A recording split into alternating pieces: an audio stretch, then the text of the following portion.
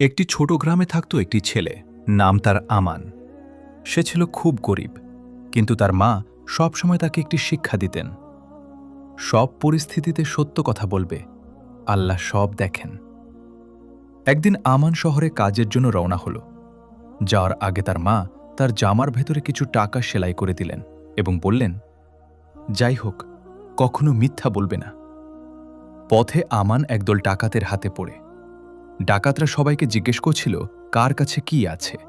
যখন আমানের পালা এলো, সে বলল, আমার কাছে 40টি স্বর্ণমুদ্রা আছে। ডাকাতরা প্রথমে ভেবেছিল সে মজা করছে, কিন্তু পরে তারা তার জামা কেটে সত্যিই টাকা পেল।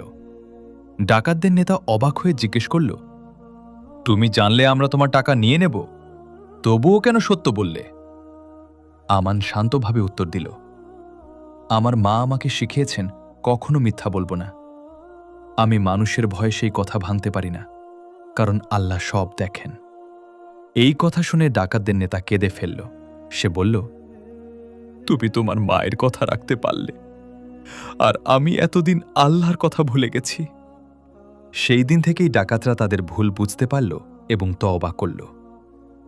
শিক্ষা: সবসময় সত্য কথা বলা উচিত। আল্লাহর প্রতি ভয়, তাকওয়া মানুষকে সৎ পথে রাখে। ভালো শিক্ষা মানুষকে বদলে দিতে পারে।